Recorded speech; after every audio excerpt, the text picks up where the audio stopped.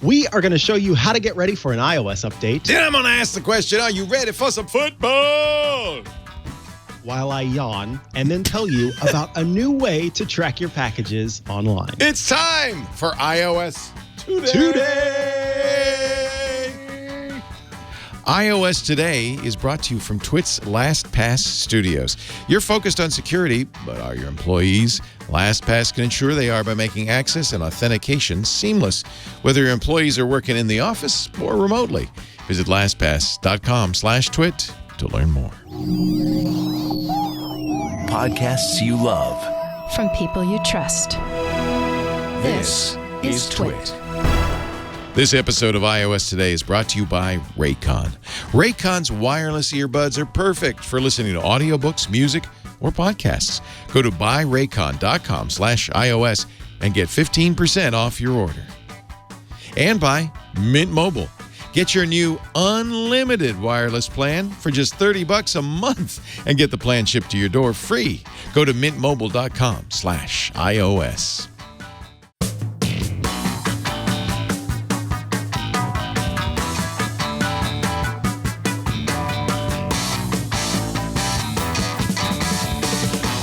Hello, Mikah Sargent. Hello, Leo Laporte. How are you? I am well. This is iOS Today. In case you wandered in by accident, this is the show where we cover the iPhone, the iPad, the Apple Watch, the Apple TV, CarPlay, anything with an iOS in it. And today, of course, we're getting ready for a new iOS. That we are, folks. iOS 14 is right around the corner. In fact, there's, as we are recording this, there's an Apple event later today, so that we may see that update today. Maybe today. I know that last night you and I are doing the public beta of iOS and iPadOS, and I know last night I got iPadOS public beta 8. Mm-hmm. And we had just gotten 7, and it was kind of a small update. Makes me feel like maybe we're getting really close. I think so, too, because, and we'll talk about it a little bit later, but there were some firmware updates to the extraneous products that Apple makes. And so if wait a minute, what's an extraneous? Which products of Apple are extraneous? AirPods Pro. I would call those. There was an update to AirPods Pro. How weird. Yeah. There's a firmware update. And so with that, I think you can kind of see them really rolling things out, getting ready. What's interesting, though, is that we are not expected to see new iPhones announced at today's event. And by the way, this is the fun part of the show where you watching the show already know what happened. Mm-hmm. And so this is our chance to look completely stupid. Potentially. So you said, what do you think? No phone today? If there are no phones launched today, it is a little odd, potentially, that Apple would say iOS is ready. You can get it. Because, you know why? Apple Watch.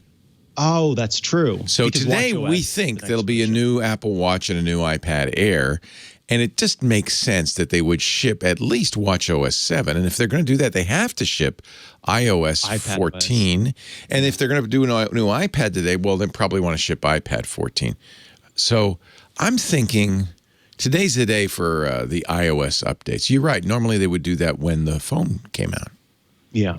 But we'll see. The fact is, regardless of whether it ships today or ships soon or ships next week or whenever you are tuning into this, there's always an update around the corner. And we thought we'd talk about kind of how to get prepared for those updates, because one of the most common questions I get from family members and from others is, okay, what do I do so that I can get iOS 14 or iOS 15, whatever, the new emoji? What do I do to get the new emoji? That's all it really is. It's just new emoji. Who cares about the rest of it? I don't care. Right. Security updates? Who cares? And there's a big problem, too. If you are kind of exclusively doing this from your device, you may run into issues with storage space. Some people end up having to do, figure out what to do with their photos. I've had people talk about having to go in and delete a bunch of photos so that they have room. And that's because of the way that the over-the-air update works, that update where you just do it from your device. You download the update, it sort of unpackages that update, and then installs it on your device. And if there's not enough space, then you run into issues. And Apple has made some improvements to that over time, but it is still not kind of 100% foolproof. So there are some issues. So today's going to be what to expect when you're expecting a new version of iOS. Yes, and let's start with what Apple suggests. In fact, we'll include in the show notes a link to Apple's guide on how to update your iPhone. And the first step, or iPad or iPod Touch, the first step that Apple suggests is to create a backup of your device. Now Mikah Sargent. Yes, Leo Laporte. How do you... I know what your answer is. How does he do it? Back up your device. You have what you need in the new, in the old Mac OS, it was built into iTunes. In Windows, it's built into iTunes. In the new Catalina, it's just built into the Finder. But there is a backup option available to you, right? Yes. And before we head to the Mac, I do want to start with just the iPhone. So let me switch over here. So you can back up the iPhone without a Mac? Yes. Without but a there's a caveat. So let's talk about the different kind of backups, because the backup that Leo is sort of hinting at here is a more all-encompassing backup, but we're going to start with an iCloud backup. Okay. So first things first, you want to connect your device to a Wi-Fi network. Once you do that, you launch the Settings app and tap on your name, and then you tap iCloud, and then you tap iCloud Backup. So we will scroll down until we get to iCloud Backup there, tap on that, and then you tap Backup Now. What's important to note is that if you have iCloud Backup turned on, it is automatically backing up your device every single time you plug in, and your iPhone has to be connected to power. It needs to be locked, and it's on Wi-Fi. If all of those things are true and you have iCloud Backup turned on, your phone is automatically backing up. So, for example, you can see that it says here that my phone backed up this morning at 8:01 a.m. But if I want to, I can go ahead and tap that Backup Now button, and it will back that up. Now, this is what's important, and this is kind of what Leo is hinting at, is that when you back up with iCloud, you're not backing up your entire device. Anything you care about. Everything you want is not quite being backed up. Instead, it is backing up kind of a structure of an outline of your device. The apps and app settings and things like that, those are going to be downloaded after the backup is restored, because essentially that iCloud backup just says this person had these apps on their phones. Isn't that true, though, for a regular iPhone backup, or no? Does it also back up the apps? On a hard drive? This is where it gets a little bit different, because it depends on what kind of backup you do on your Mac. Okay. So there are two kinds of backups that you can do on your Mac. There's one that's encrypted, or there's one that is not encrypted. If you want to save health and activity data from your device, you have to do an encrypted backup. Passwords too, and things like Wi-Fi passwords too. You really want to do that.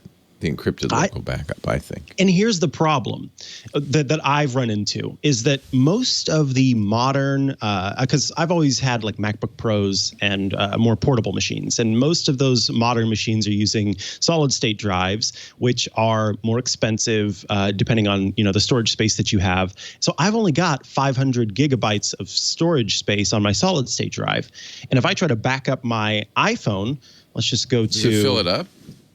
Yeah, I quite literally do not have room on my Mac for the 512. There's literally more storage in my iPhone than there is in my MacBook Pro. But in all likelihood, you don't have that much storage in iCloud either. So that really underscores the fact that the iCloud backup, in order to be fast, doesn't back up everything. Backs up kind of as little as possible. Because remember, you only get 5 gigabytes free in the iCloud, and you have to pay for the rest. So I think Apple wants you to use iCloud because they make more money. I prefer almost always, it's faster and it's more complete to use the computer to do the backup. Yeah, and can you actually, let's go back to that screen that you were showing. Yeah. Because I just want to walk through that process. So you plug in your phone. If you've got a Mac, you open up Finder, you find your phone in the left side, you click on it, and then underneath the General tab, you will see an option for backups. and you can choose backup your most important data on your iPhone to iCloud. So that's just telling it to do the iCloud backup. But what you want to do is back up all of the data on your iPhone to this Mac. If you have enough storage, I really strongly suggest this.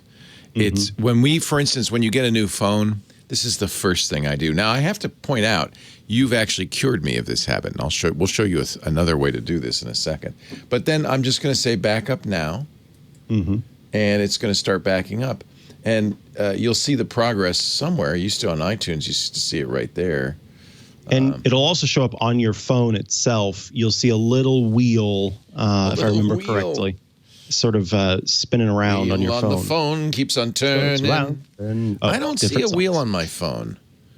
I don't know where you're talking, which wheel you're talking about, brother. Swipe down from the top right. You see a wheel on your phone? There, you see it in the top right in the middle? Oh, that little teeny weeny wheel. The little teeny weeny syncing wheel. Teeny wheel that's showing that we're doing the backup. It used to show that on the computer. It doesn't do that. Yeah, I don't know why it's not doing that. Well, because it's a Finder instead of that must be it. iTunes. So it's doing the backup right now. And this can take, 5-10 minutes, but that's still a lot faster, isn't it, than the backup on iCloud, right? Yeah, I mean, well, downloading that backup, uploading the backup is not, as long as you've continued to back up. Because it's incremental. It's continuous. Yes. Yeah. Yes. It just kind of says this is what's changed. But if it is your first time backing up, that is going to take a while. And depending on your Wi-Fi speeds or your internet speeds, that may also take a while. So now, as I here's mentioned, another question. As long as we're talking about this, I've had this problem. You want to make sure that your iOS versions kind of match, right? You might want to update, if there's an update available, you might want to update iOS on your phone before you back it. Sometimes restoring from an older version of iOS can be problematic. That is a good point. So once you've kind of gone into the future, it can be harder to restore from an older update. Yeah, exactly. Yes. Once you go to the future, you can't go back to the past. So I would update first, and that is a button that is on here if you haven't updated. On the other hand, we're talking about doing this before you go to the next version of iOS. So in this case, it's probably better not to. So this is confusing, but in the normal case of event, you'd want to check for updates. In this particular use case where we're backing up before a big update, do not update, because the problem is you're worried that the big update might be problematic. And here's another thing. If it's an iCloud backup, it's more likely to be able to let you restore your phone even on a new version of iOS versus a fully encrypted backup, because it's the difference between taking it's kind of like stripping your phone of what's on it and then, because not enough free space. Same problem you have, which is it takes up a lot of space. So because what it does is essentially it's taking everything on your device, all the music you have downloaded, all the photos, anything that's on that device, it's collapsing it down and it's making it a package. So what do we do if we have this issue? Hold on a sec. Well, before we do that, let me just show you. Oh, that's good. These backups. These are previous backups. So when you press Manage Backups, and oh my God, I have a backup of the iPad Mini from 2018. We can delete that now. And my iPhone 10 from 2018, we can delete that now.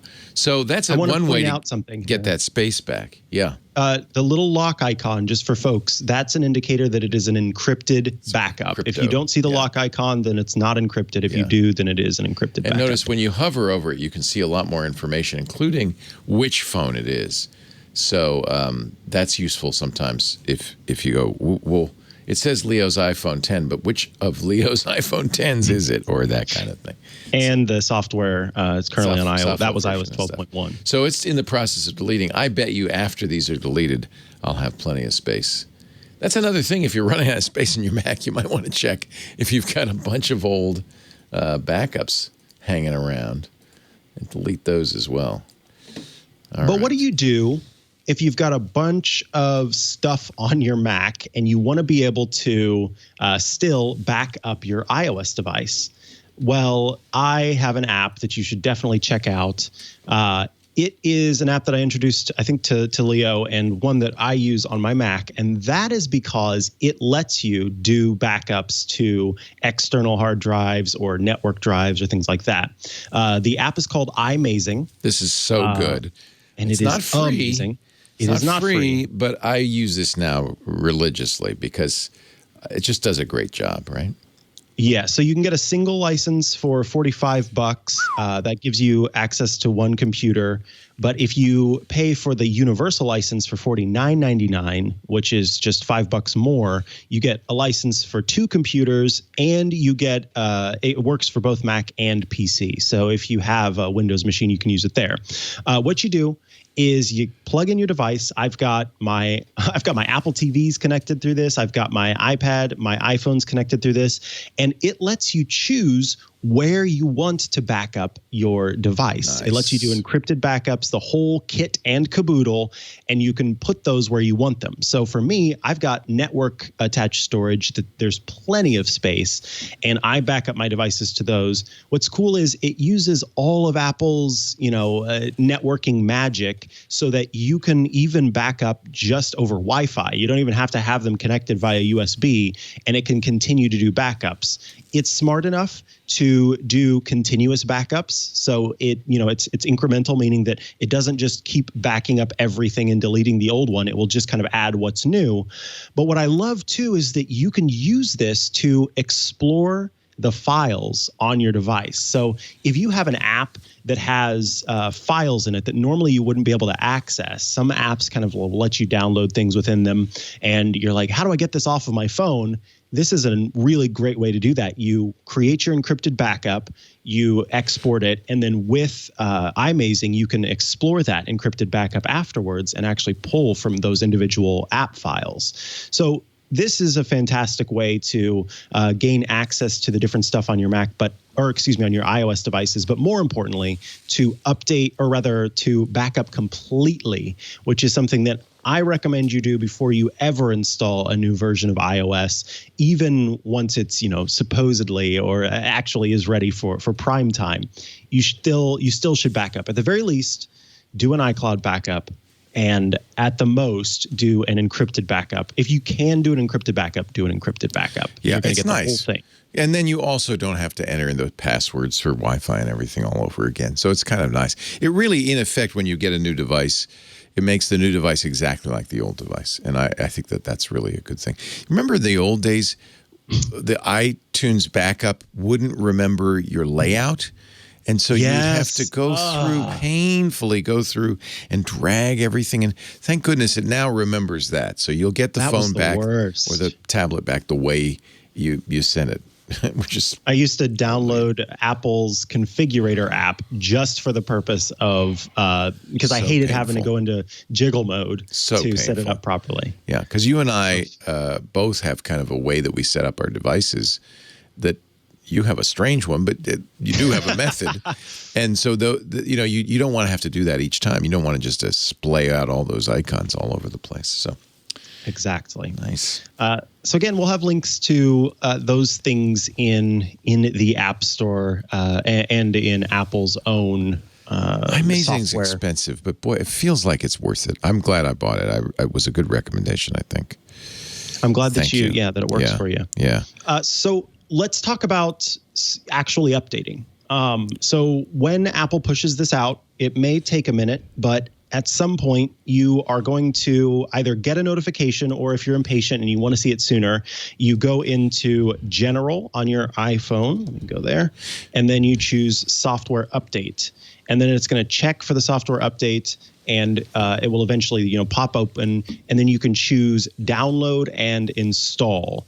Now, here's what's interesting. And I mentioned before that Apple has updated things to try to make it easier for folks who don't have much storage space. If a message asks, when you tap download and install, if a message asks to temporarily remove apps because the software needs more space for the update, tap continue or cancel. Later, iOS or iPadOS will reinstall apps that it removed. So you can it'll automatically go ahead and kind of help you with your storage space requirements by temporarily removing apps from your device, and then it keeps track of those and will reinstall those later. Then you just tap install, you wait for it to do its thing. You can also set up a reminder to have it to install it later or overnight, so that whenever you plug in your phone at night, it'll do the update so that in the morning it's ready to go. I'm a little iffy on that one. I don't know about you, Leo, but I've heard too many horror stories about folks who ended up not having their alarms go off in the morning because of some iOS update.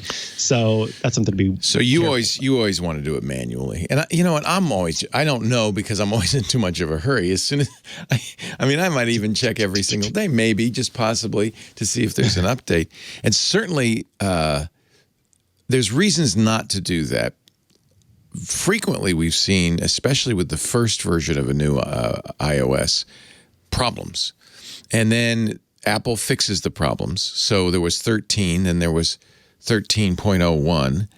But then there were problems with 13.01, so then there was 13.02. And there were problems with that, so there was 13.1.1. And so it's kind of hard to know when. If you're not in a hurry, you and I are. We're just that kind of people. But if you're not in a hurry, I would say don't rush to do this. Wait and see. Not a year. You wait a week or two. Right. What will often happen, it certainly happened last time with iOS 13, is there was very quickly a fix for the fix, and then a fix for the fix for the fix. And Alex Lindsay always said, don't get the first update. Get the update that fixes the bugs caused by the first update. So not 13.01, but 13.02. And I think that's probably still good advice, is just wait. You have some time, right, before it automatically does it. You can even turn off the automatic updates, which I think is what you would probably do if you don't want to miss your alarms and things like that. Yeah. Just do it manually. Most Apple people just let it happen. But I would say turn off automatic updates. Wait a little bit, unless you're like us, because we're going to do it the minute it comes out. As soon as it's ready. But that's why we do it. You don't have to. Yeah, we do it so you can hear us screaming all the way to your house. I remember a couple of versions ago, and I can't remember if it was iOS 7 or 8, maybe 9. There was an update came out. It was kind of in the middle of the cycle. It wasn't at the very beginning. And one of our staffers, Jeff Niels, came screaming across the studio and said, "Whoa. Do not update iOS." There was such a big bug. I can't remember what it broke, but it broke something significant. With the phone calling, I think. I think so. Something you really didn't want to lose. Yeah. So he stopped me because, I had my finger poised. So it is probably a good idea to wait for a little bit. You can be a little patient. Yeah, just to hear what other people say. Leo, you want to take a quick break to tell us about Raycon? And I do. Come back with some troubleshooting. Got my Raycons right here. I love these puppies. You know what Raycon has taught me is that we pay too much for our earbuds, right? This is a premium wireless earbud for about half the cost of what you're paying. And man, these are beautiful. These are the everyday E25s, which is what I've been using. Did you get yours finally? Because I think I did. Good. There was an issue, but I finally did get mine. Okay, yes. Good. Well, I think they were sitting here in the COVID environment waiting for you. But I am so glad I got mine. The company was founded by Ray J and a bunch of celebrities. Snoop Dogg's involved, Brandy, Mike Tyson, Rich the Kid. They all love them. Now, there's a couple of different models, but this is the one that you really save money with, the Everyday E25. 6 hours of playtime, seamless Bluetooth pairing. The bass is great. Oops, you can tell I've been using mine. It's upside down. I put it back together again to show you the unboxing experience. And I really love it that it comes with, in the box, a variety of ear tips so you can customize. This is really important. There's the cable. Let me get the ear tips. It's really important when you get your Raycons to try them. Try them on for size. By the way, don't those look beautiful? I got the red. Did you get the red? I ended up getting the black ones, I believe. Oh, well, those are stealth. This kind of announces to the world, I'm wearing my Raycons. But see, these tips, it really makes a difference if you get the right size tip, not just for comfort, although that's a big thing, but also Look the at seal. all those options. And it gives you the it. better base. You get 5 different sets, 5 different pairs of tips, so you can find exactly the right size for your particular ear. They have a 45-day free return policy, so there's no risk at all in this. The nice little charging case gives you extra charges, a couple of 3 extra charges, so you're always ready to pop them out. They sit so comfortably in the ear. I will wear them all day. It's real. I have to say, these are just really nice, and boy, the price is right. I really recommend people check out these wireless earbuds from Raycon, especially if you're interested in saving and still getting a great sound. The everyday E25 earbuds, although I also have the high ends, and those sound really good too. I mean, look, if a musician makes earbuds, they're going to sound good, right? He's not going to make something that makes his music sound bad. So you're getting something good. Right now, we've got a special deal for you. 15% off your order at Buy Raycon, B-U-Y, not buy, but buy, B-U-Y, Raycon, RAYCON.com/iOS. BuyRaycon.com/iOS. Special 15% discount on the wireless earbuds from Raycon. That deal won't go forever, though, so don't waste too much time. If you're ready to step up to something that sounds really great, join Brandy and Melissa Etheridge and of course, Ray J, and get yourself a pair of Raycons, the everyday E25 earbuds. I really, the thing that people I think sometimes think, well, if I get the Apple ones, they'll pair more easily with my iPhone. No, these work beautifully. They pair instantly. They stay paired. They've really done a nice job. Really like them.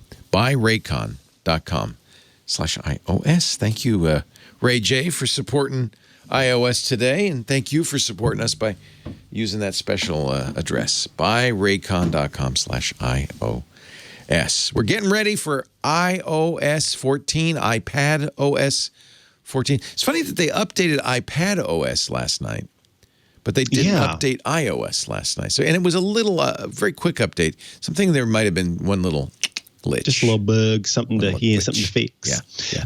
I just wanted to mention some troubleshooting things. Sometimes you'll run into an issue when you go to update. It could be that you get a prompt that says, unable to check for update. An error occurred while checking for a software update, or unable to verify update. First of all, you can just try updating again. That's one troubleshooting step. If you're still seeing that message, you can try switching to a different Wi-Fi network. You can also make sure that you don't have a VPN turned on. A VPN shouldn't cause an issue, but occasionally it can. A proxy server can also cause an issue at times. But the be-all, end-all option, the thing that you can really try if nothing else works, is what Leo showed you earlier. You plug your device into either your Mac or your Windows PC, and you either launch iTunes in the case of Windows or the Finder in the case of Mac, and then choose check for updates from there. Not only will that in most cases give you the update that you're looking for, but it also downloads that update package to your computer as opposed to the iPhone device itself or iPad device itself, meaning that there is storage space saved. So you will be able to get it there. It sort of does its update process, and it doesn't require any of the storage space on your device to push that update. So that's one way to kind of go about making sure that things are working as they should. And then the last thing I want to mention was, if you are looking for ways to save space on your device, one of my most common tips for my family members, especially where they're going, my photos, I have too many photos on this device and I don't have any storage space left. You might check out something like Google Photos, which lets you store things in the cloud, as it were. So here I'm in Google Photos. In the bottom right-hand corner, I tapped on Library. I then tap on Utilities. And you can see down here, you've got Move Photos to Archive and Free Up Space. I tap on Free Up Space, and then it says, hey, these 2,125 items have safely been backed up to your Google account, meaning that they are in the Google Photo library. If I wanted to, then I could tap delete and it would remove those photos and videos from my device. Important to understand if you do that Google doesn't store the originals.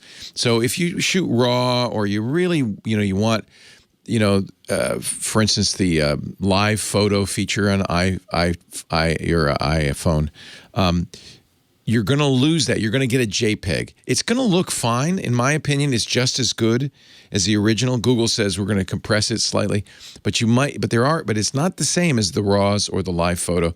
So it's something to be aware of. It's I would say a great secondary backup. I still would have a primary backup of the originals, either on iCloud or on your device or on your network attached storage, as Mikah does. But it is really nice. And the nice thing is that once it's backed up to the Google Photos, that delete the backed up stuff can save you a huge amount of space on your iPhone. It's just remember, it's not originals, it's the JPEGs. In most cases, the JPEGs are all you really want to save. You probably have 100,000 photos. You don't really care if they're raw or high efficiency or live. Those things you'll lose. The other one that I wanted to mention is Dropbox. So if you've got a Dropbox account, if you launch your Dropbox app, you choose account in the bottom right corner of the toolbar there, and then you choose camera uploads. I've got camera uploads turned on. You can choose to upload your videos as well. Do or do not use cellular data. And there's an option in Dropbox for improving background uploading. What that does is iOS has a very clear guide to save battery life on its devices. And so you can only do so much background uploading of your files on iOS. And so what Dropbox does is if you give it access to your location, it sends out a signal every once in a while to say, what is your current location? And in doing so, it is then able to kind of pull resources to upload your photos more often. So it's a roundabout way to be able to upload your photos more frequently using the background location information. It's kind of a clever little workaround there. And again, that's a setting that you can turn on or turn off. And then like Leo was talking about here at the bottom, Dropbox lets you choose. Do you want to save them as JPEGs or do you want to save them as HEIC photos, which is the format that Apple uses, or the package rather that Apple uses for its photos in more current versions of iPhones and iPads. Yeah, those are the originals. So that's generally what you'll want. But remember, you're paying for storage with Dropbox. So that's why they have that setting. You don't pay for Google storage. There's one more app that you should probably be aware of, and that's Amazon. If you have an Amazon Prime account, Amazon also gives you unlimited storage of originals on Amazon Prime.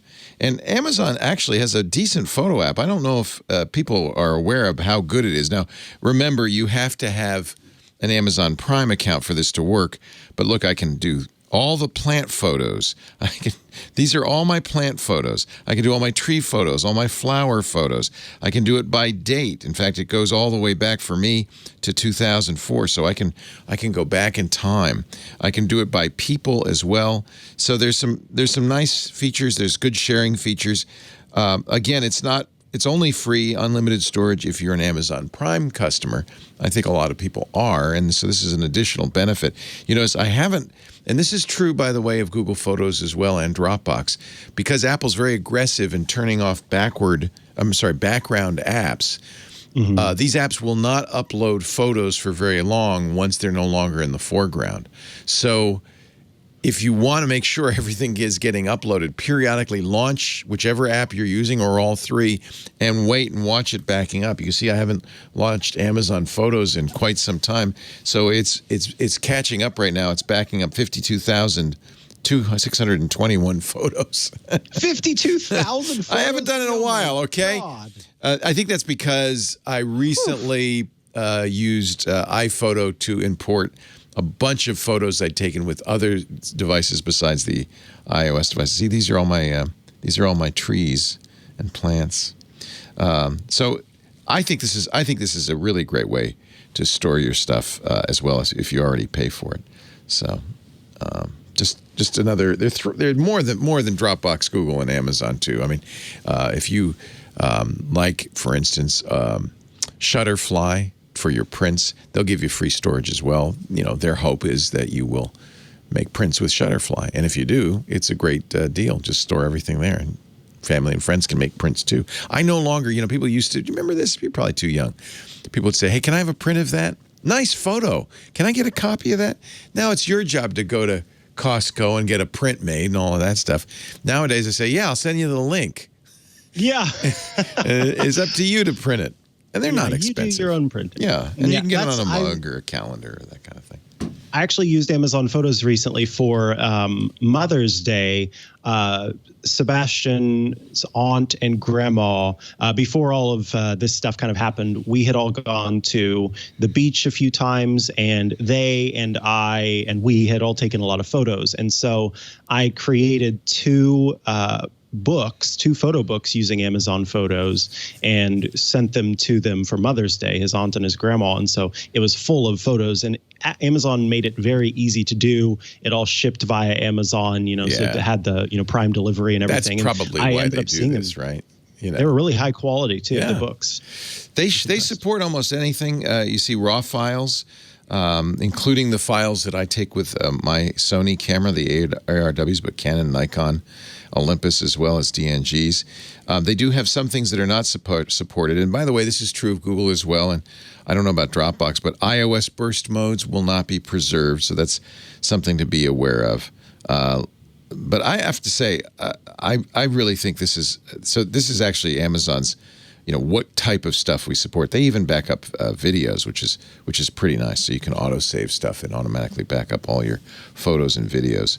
And, you know, in about a year, all 52,615 of these will be backed up in 2 different places. Oh, you've got plenty of up there at the office. You just leave that plugged in for an hour, you'll be good. By the end of the show, we'll be golden. Yeah. Let's go ahead and move on to talk about the news. Oh, there was one more thing I wanted to mention. Oh, okay. And this is never going to happen to you, but occasionally something bad happens. The iOS update fails. Your phone gets clobbered. There are a number of things you can do, and you should try if you're having issues. You know, the step one is to turn the phone all the way off. I think a lot of people think that this button on the side of the phone is the on-off switch. It's the screen on-off switch, not the on-off switch. So it depends on the phone, but most iPhones, if you press the screen on-off switch and the volume up button at the same time and hold it, you'll get a slide to turn off. That turns it off fully. So step one, turn it off all the way, let it sit for a minute, turn it back on by pressing the screen on-off button. No wonder people are confused. And then look at that little phone. Sorry. This is cute, isn't it? It's so cute. It's so adorable. So that's step one. Step two is a full reset. And that actually has changed, and this really does depend on which phone you're using. The full reset often involves strange voodoo mechanisms like pressing the up volume, the down volume, and then pressing and holding the on-off switch. I would Google, how to reset an iPhone for the model you have, the iPhone SE in this case, because that's going to change depending on the model you have. And then one other thing, if all else has failed and the phone, you can't get that little white apple to pop up as the phone boots, is just sitting there and it's stuck, there's something called the DFU. Do not try to figure out what those 3 little letters stand for. It's not what you think it stands for. It stands for Device Firmware Update.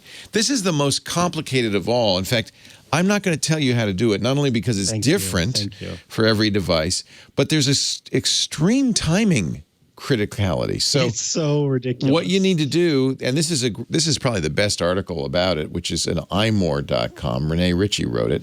And you limber up your fingers first, because there's a bunch of stuff to do. Is find the phone or device you have, this is iPad Pro, et cetera, and follow the specific instructions. Timing is critical. You could see, there's one step. Step 4, press and hold the side button of your phone for 3 seconds. Not 2, not 4, but 3 seconds. and then press the volume down, then continue to hold both buttons. It goes on and on and on. This is an 8-step process. And it's different for every device. So this is a good thing to have in your back pocket. And I can't tell you how often I've restored phones that seem bricked.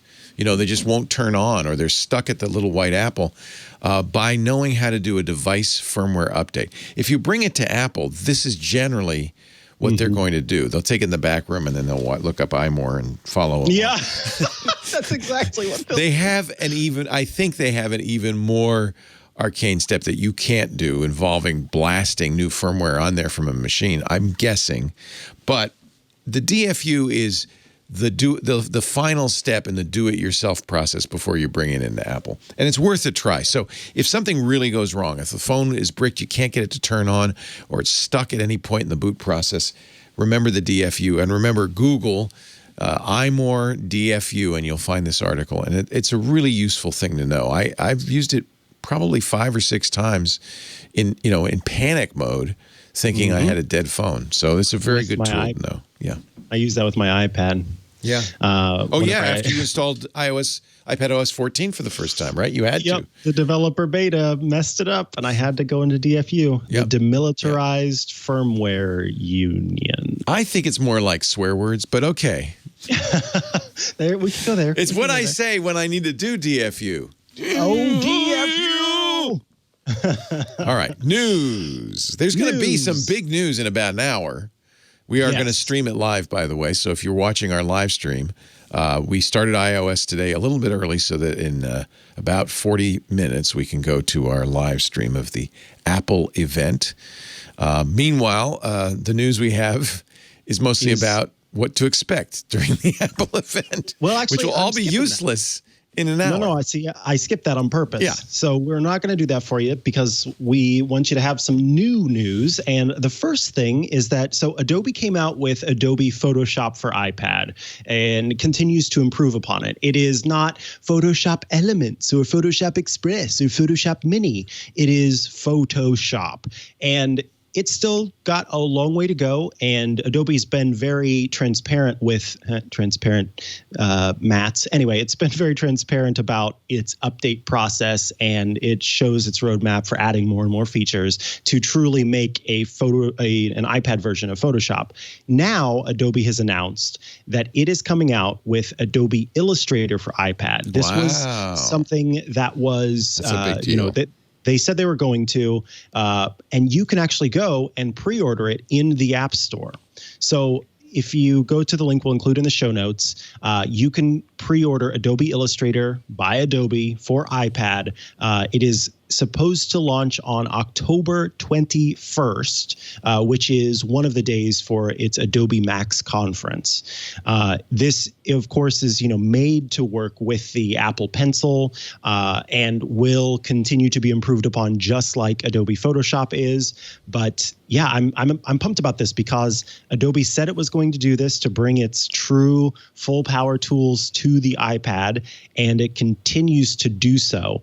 I have a feeling, Leo, that really this is about prepping for Apple Silicon on the desktop. See, this is going to be the benefit. Here.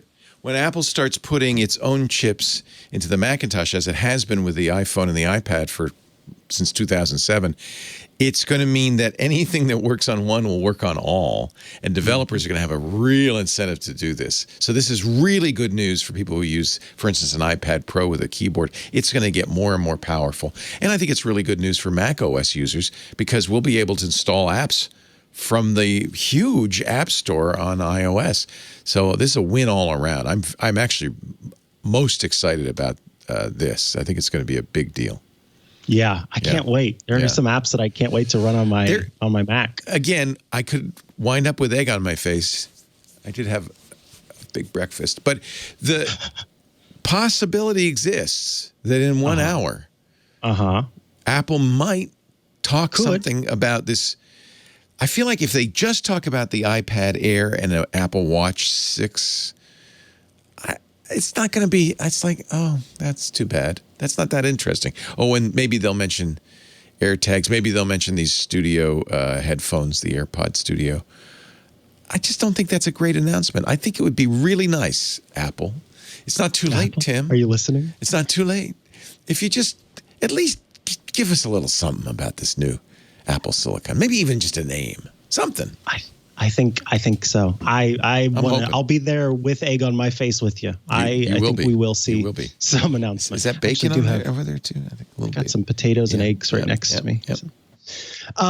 Let's talk about the next one, which I hinted at a little bit earlier. AirPods Pro, for folks who are on the iOS 14 beta, they can install. And the reason I bring this up is because when iOS 14 ships, I imagine that it will be coming to them as well soon.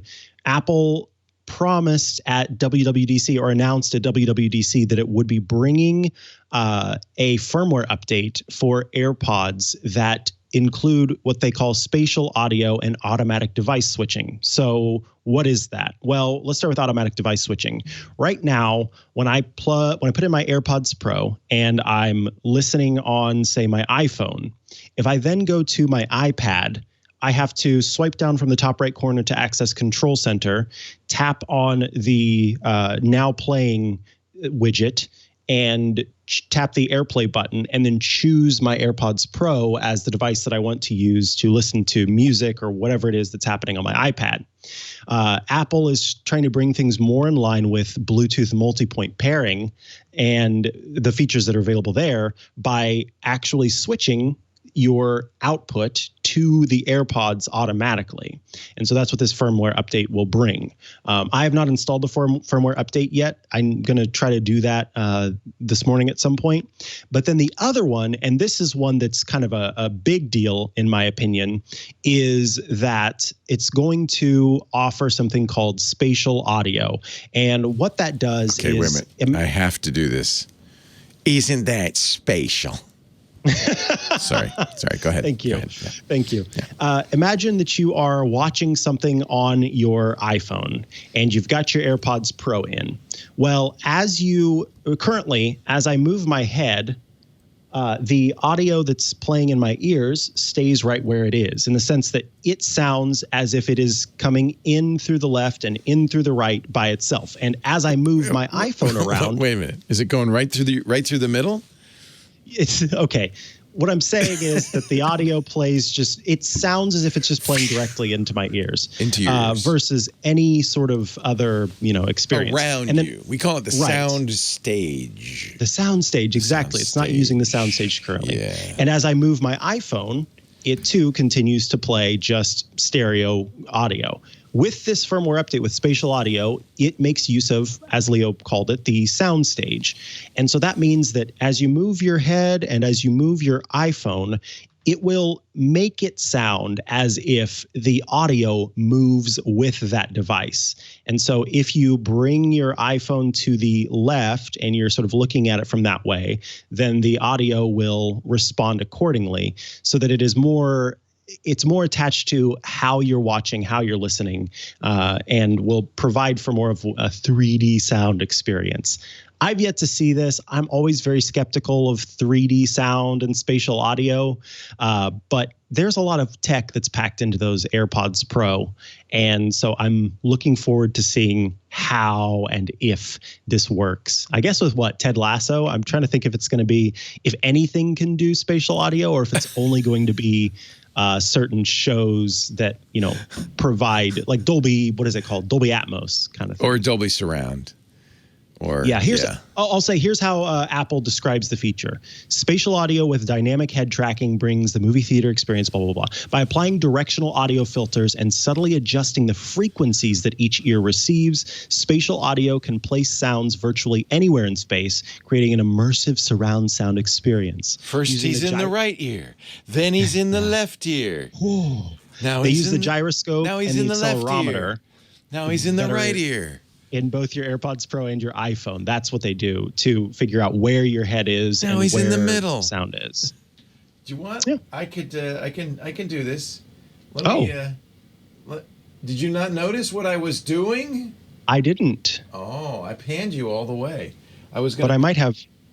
You probably have. You don't have your spatial. I was going to say my output's probably mono right now. Well, isn't that spatial? So that's that. Spatial. All right. Up next is we do know one thing Apple's going to talk about later today. What's that? Oh, you don't want to talk about it? Are you? I don't know which one you're talking about. Apple One? Yeah. Okay, then yes, let's talk about it. No, you don't have to. Just watch, because we've been talking about this bundle for a while. It's finally going to happen. That's all you have to say. There you go. Yeah. And then last thing that I'll touch on before we take a quick break to talk about the Fox is that originally, so there's been this huge disagreement between Epic and Apple. Epic, which makes Fortnite, and I'm not going to go into it. If you want to, you can get the latest update on Epic versus Fortnite on Tech News Weekly. I brought on nonstop. Exactly, keeps going. We brought on Renee Ritchie to give us the latest update on all of that because there was just a development. But now the most recent thing is that Epic had said that Apple was going to make it so that people who use the sign in with Apple functionality, which is a new option to use Apple to sign into, different apps and services, both with tracking or without tracking, you can set up kind of a private email address. Apple was saying that people would not be able to sign in with Apple because Epic was going to be banned from the App Store, is banned from the App Store. And so that was a bit of an issue. Epic raised a kerfuffle about it. And now Apple is saying, actually, we take that back. You will still be able to use sign in with Apple to access your account on Epic if you want to. And that extension has been made indefinitely. That sounded pretty punitive to me. Like, oh, well, in that case, you can't use this. Yeah, I agree. I think because I talked about this on Tech News Weekly, sign in with Twitter, sign in with Facebook, sign in with Google. These services exist independently of those platforms. And so to make it what I expect from this is that as long as I have, as a user, an Apple account, a Twitter account, a Facebook account, a Google account, I should be able to use those to log into any service where I have used that feature. And so I'm happy that has kind of been reversed because that makes me feel more comfortable about using sign in with Apple. I don't want to use sign in with Apple if at some point that option can go away. If I have an Apple account, if I've got my Apple ID, I should be able to use sign in with Apple across anything that offers sign in with Apple. Good point. Yeah. Regardless. So I'm glad that this change has been made and that it sets precedent there because I want to be able to use this as, without having to worry about it. Do you notice now that Mikah is slightly behind me and to the left, that I am kind of closer to you and to the right? Have you noticed that? iOS today now with spatial audio. See, we can do it too. We can. If you're listening on your AirPods, I probably sound like I'm above you right now. How's the weather down there? It's quite. How you feeling? With a chance of meatballs. Now watch this. Hey, Mikah, what are you doing all the way up there? How do you like that? Oh my gosh. Couldn't do that without something. All right, I'm gonna turn this all off here. All right. It's very disconcerting. Leo gets that ready. I am going to stare longingly and happily at my full bars of cellular service provided by Mint Mobile. Are you looking at your Mint Mobile? Yeah. Breaking up with your old wireless provider. Breaking up is hard to do. No, just got a whole lot easier. Thanks to Mint Mobile. Mint Mobile, they were the first company to sell premium wireless online only. No stores. People thought it was crazy at the time. Look what happened. Mint Mobile is now beloved by people all over the world. I'm holding my iPhone SE that I got from Mint Mobile. And this is something this is a huge announcement. If you're a Mint Mobile customer, you're going to be thrilled about this. If you're not, you should be now. Mint Mobile has just announced their unlimited data plan. So I was paying $25 a month for 12 gigabytes of data a month, which I thought was plenty. And that included unlimited nationwide talk and text. I mean, that's a great deal. In fact, this iPhone cost me $15 with the $15 introductory plan. For $30 a month, I had a brand new iPhone plus cell service from Mint Mobile. That's an amazing deal. What are you paying? $30 and you get the phone. What are you paying right now for your premium service. This is the same service. Same service. In fact, they use the T-Mobile network. So if T-Mobile works, in fact, if you're on T-Mobile, this is the time to switch. Now, unlimited data. Let me tell you the price: $30 a month. What? $30 a month For unlimited data? Unlimited. Oh, that's amazing. Let's let that sink in here. Wow. An unlimited plan for $30. If you are ready to cut the ties with those big, bad wireless companies, Mint Mobile offers their premium unlimited plan, just $30 a month, because it's online, right? So they eliminate the cost of a retail store and all that stuff, and those savings get passed on to you. All plans come with unlimited talk and text, plus high-speed data delivered on the nation's largest 5G network. You can bring your own phone. If you bring a 5G phone compatible with the T-Mobile 5G, the 600 megahertz network, you'll get it. You're golden. Or you can get a phone number from them. You can keep all your numbers. You can port them over, no problem. You keep your contacts. I'm really happy with this iPhone SE. I think this is a great deal. If you're not 100% satisfied, don't worry. Mint Mobile has you covered with their 7-day money-back guarantee. So it's time to, I think, break up with big wireless. Actually, more importantly, break up with their big wireless bills and switch to Mint Mobile Premium unlimited data, just $30 a month. I pay triple that, and I don't even think it's unlimited. Yeah, I'm actually, my main device right now is with the big carrier, and after this next sort of go through, I'm planning on switching it to Mint. I already use Mint on my iPad, and it's awesome. I have full bars all the time, and it works so well. Yeah. I've got no issues. I don't. Why do the others? Because it's just paying for unlimited data wherever I go. So now I can get that for $30 instead of what, like $160, $180 or something. There's a commonality to the advertisers on our show today. We are saving you money, giving you the same great quality at a lot less cost, less than half in most cases. To get your new unlimited wireless plan for just $30 a month and get that SIM card shipped to your door for free, other companies charge, not Mint Mobile. Go to mintmobile.com/iOS. You can also take a look at the phones they've got. I think that SE deal is great, but they have other phones. And, of course, you can bring your own. mintmobile.com/iOS. They have a little checker there you can check to make sure your phone's compatible. mintmobile.com/iOS. Cut your unlimited wireless bill. This is huge, to $30 a month. It just shows you how much markup these other guys how much they're putting in their pocket. Mintmobile.com/iOS. All right. You have questions. Let's do a little bit of feedback here. Yes. So the first one comes from Matthew. Matthew asks, is Dark Sky really dead? Yes. I know Apple purchased them, and we have seen some integrations of Dark Sky show up in the native weather app. However, has Apple actually said that it's dead? Is there a death date? Or do we just see this as writing on the wall? That obviously Apple will just gut the best out of Dark Sky and then kill it? Well, Matthew, yes and no. Dark Sky is dead in the sense that it's not going to exist as an independent. Let me put it this way. If you're on Android, it's dead. Yep. On August 1st of 2020, which has already happened, Apple stopped Dark Sky working with Android and Wear OS. And anyone who, had a subscription there got a refund. Weather forecasts and maps on the Dark Sky website still are active. Oh, that's interesting. How long is that? And that's what I'm not sure about. So they may keep that going because they're going to use the data for Apple's weather, right? Yeah, here we go. Here's the most recent update from Dark Sky's website. There will be no changes to Dark Sky for iOS at this time. It will continue to be available for purchase in the App Store. Although I thought it was free now. Maybe it's not. Let's see. You still buy it for $3.99. But I already bought it, and I think a lot of people have, right? Yeah. Made by Apple, but still available for $3.99.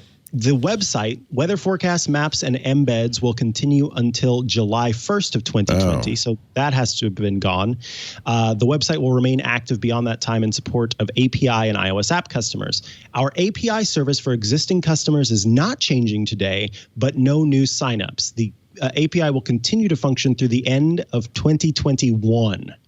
So that is when the API will go away. So Matthew, its official death date is the end of 2021.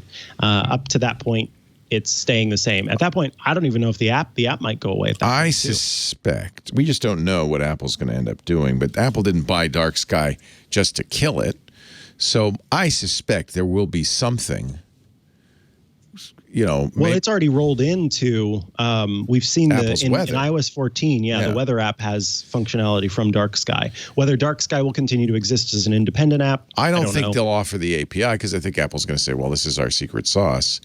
Yeah, but they still have to run it. Them. So I think they might still keep the website going, especially if the website has a big banner on it saying "Download the iOS app," which it does. So I think the biggest bummer there, if they did not keep it, is all the iOS apps that use the Dark they're Sky switching. API. There's other providers, and they're switching. I like Dark Sky.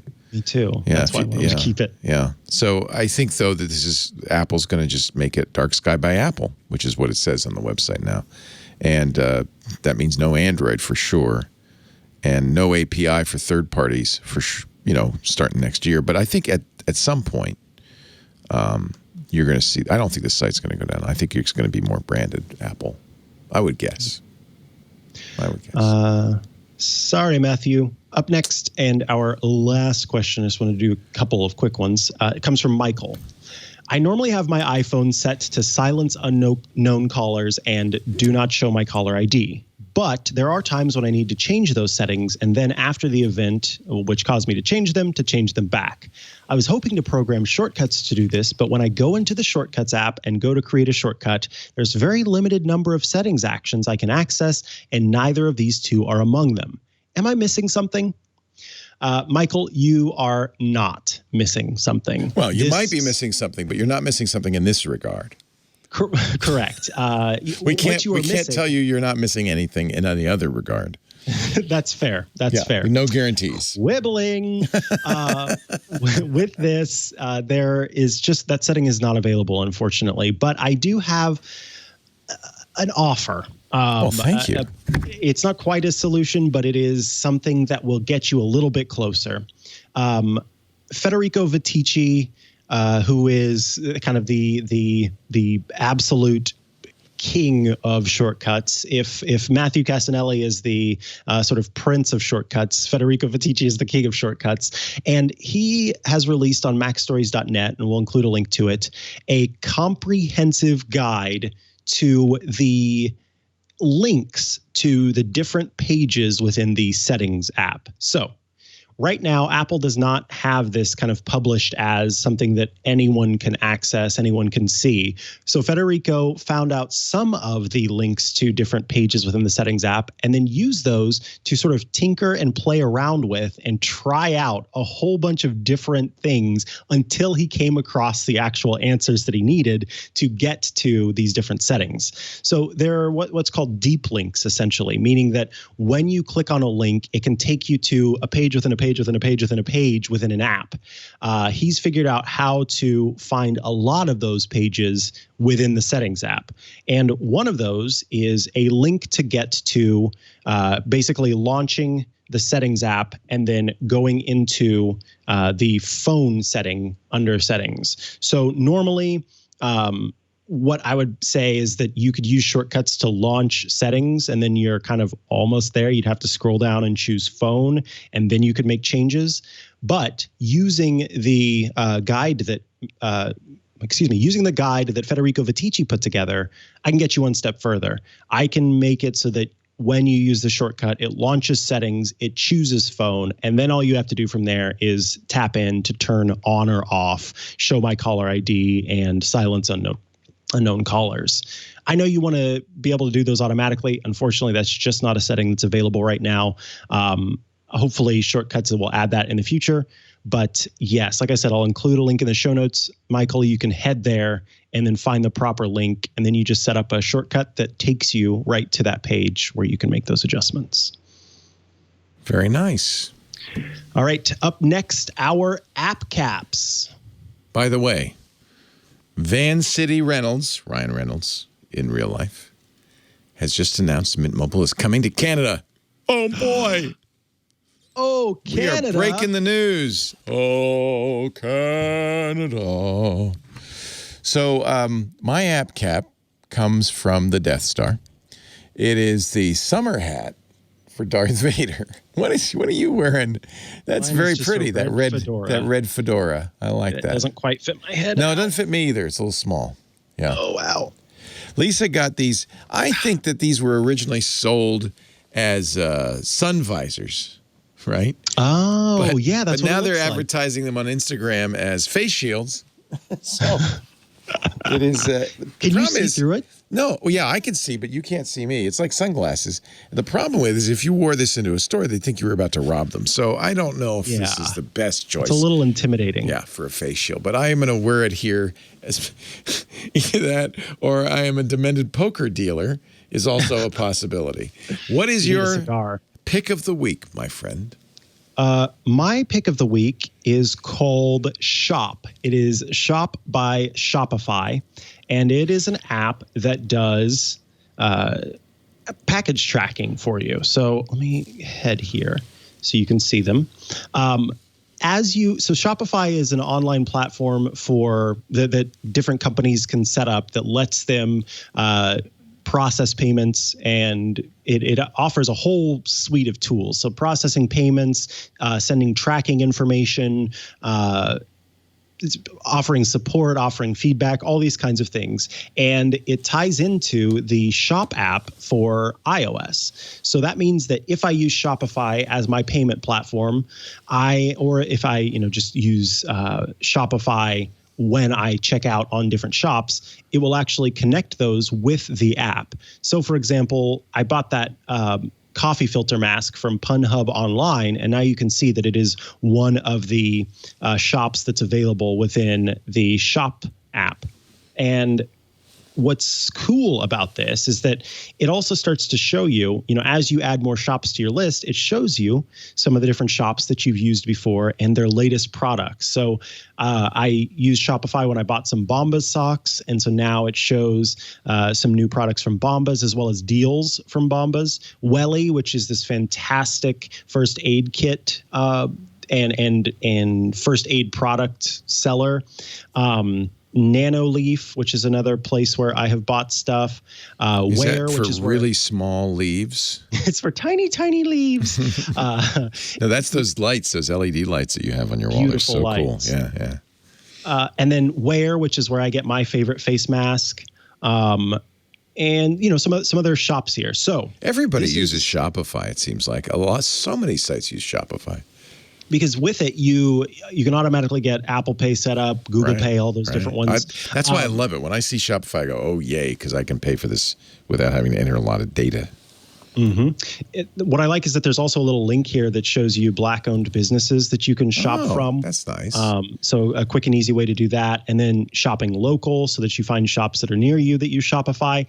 If I tap on my little icon over here, you see that it's got my information for Shop Pay. So you can add new cards to your Shop Pay account. And anyone who's used Shopify online, they usually they send you a code to your phone. You type in that code, and then it has your credentials. You may be wondering, well, how do I add more cards or different things like that? I'm wondering, how do I add more cards or something else like that? Exactly. Yeah. Then you just tap on that and you can add it. Okay. Account settings. This is a cool feature. So you see I've got my different emails listed here. These have all been published online before, so go ahead and send me your spam if you want to. Use your MySudo account. What are you talking about? That's what I should have done. Yeah. I can add these emails, and then what it does is it goes into those emails and it finds those different orders and tracking numbers automatically. So even if the place doesn't use Shopify, if they can get the tracking information, then it can pull it into the app. Now, Normally, I would be against this kind of thing because there's a privacy implication. However, because Shopify is awesome and they are trying to be easier on the consumer, their privacy policy is actually quite easily read and understood. It's not a bunch of legalese. And Shopify does not keep any of this information. It does not want this information. It just uses it to pull it into your account for you. Do not want your information.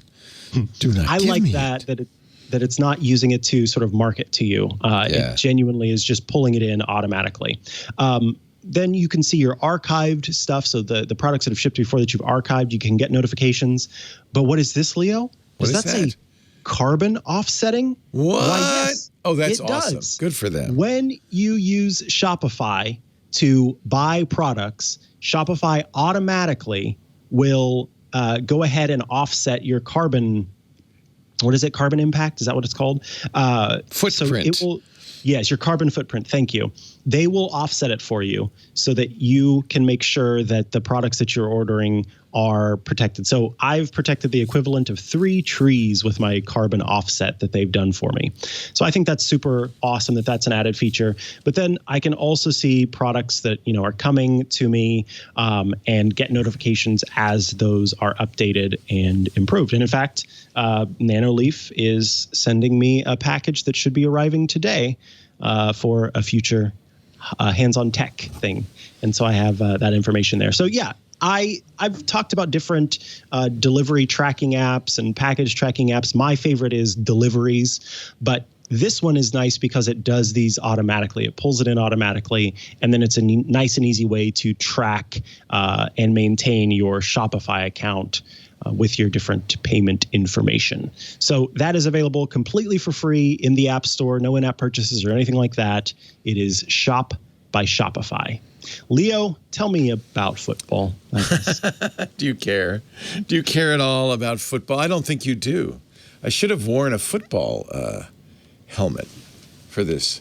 I might upgrade my hat. You have one? Come to think of it, while you might want to wear this at the game, I'm stuck. I'm stuck. While you might want to wear this to the game, I think it'd be more appropriate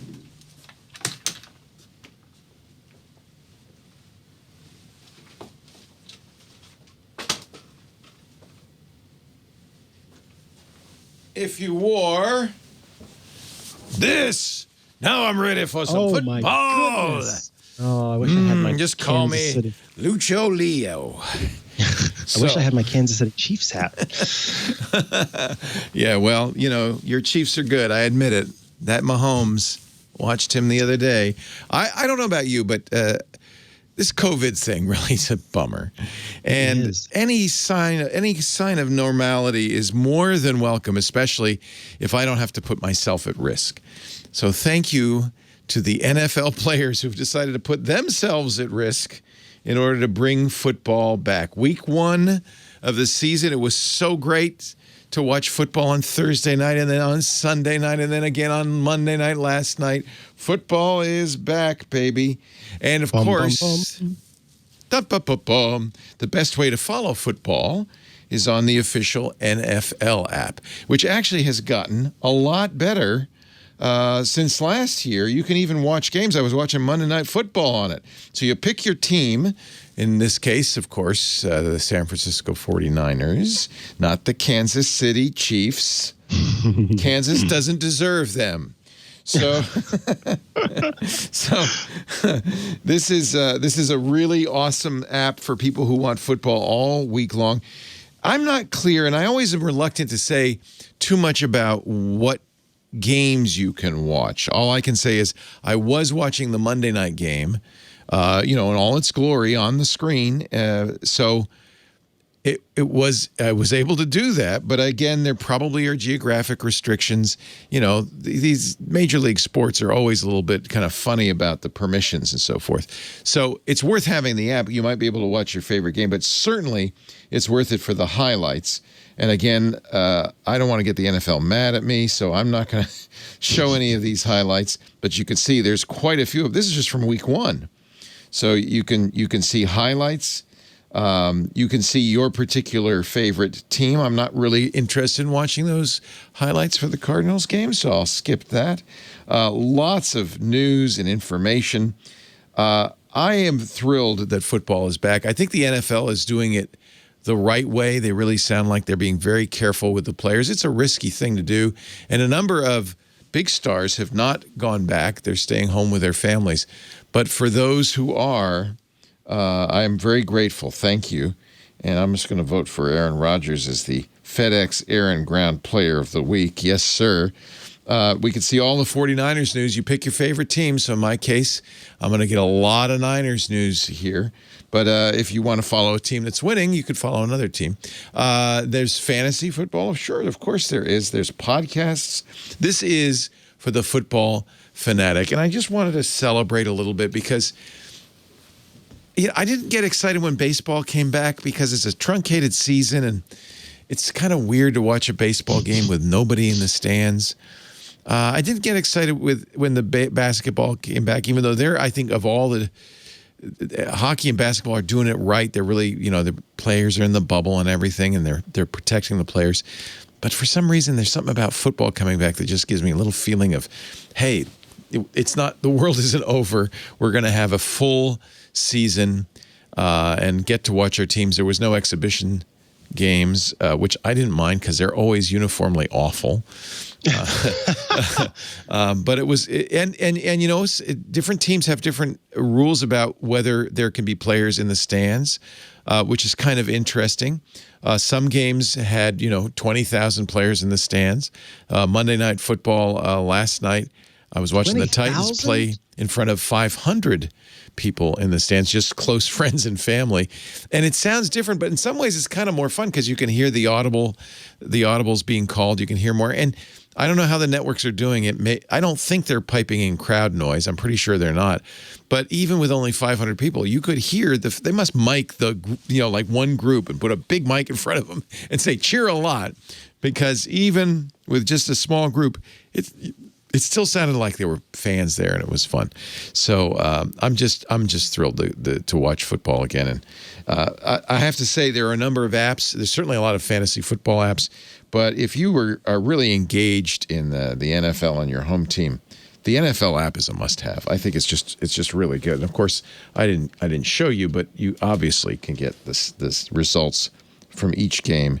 You can even get a replay. So if you want to watch the game for $99.99, you can watch the game after it's over. They do the condensed play, which is really fun. Did you know this? There's really only 11 minutes of action in an NFL game spread out over 3 hours. But the condensed games, they eliminate a lot of the ads and all the stuff in between. They get it down to 45 minutes. There's live audio, so that's nice, and coaches film too, which actually is really a cool thing to have. That's the NFL Pass. But as I said, I think you're going to get to watch some games without paying for it. The app itself is free. It's just called NFL, the official app of the National Football League. I think they're doing it's a really nice app. And, the ability to watch some games and stuff is really fantastic. All right. You know what? We're going to have to wrap this thing up. You know why? Because it's really sweaty in this hat. That's why. I got to get this thing off. Oh, my God. Because we're about to go into Studio A to get ready for the big Apple event. We do iOS today. We did a little early this week, but normally we'll do it at 9 a.m. Pacific, noon Eastern time. That's 1600 UTC. You can watch all of the shows we do at TWiT. You can watch us make those shows if you go to twit.tv/live. In fact, that's where you should go to watch our streaming coverage of the Apple events. I suspect, Mikah, and I may be wrong, we'll find out a little bit more today, there may be 3 events this year. There may be one this month, one in October, and one in November. That's my guess. So there'll be lots of Apple news. And we'll streaming it. Well, you and I will be stuck in front of it all 3 events. So we'll see it. We'll see you then. If you can't watch the shows live, and by the way, that live feed at twit.tv/live, or if you ask your Amazon Echo or your Google Assistant just to play TWiT Live, that's going on 24/7. There's always something going on. And then if you want to get the show on your own schedule, you can download it from twit.tv/iOS. Or get it on YouTube. There's an iOS Today channel.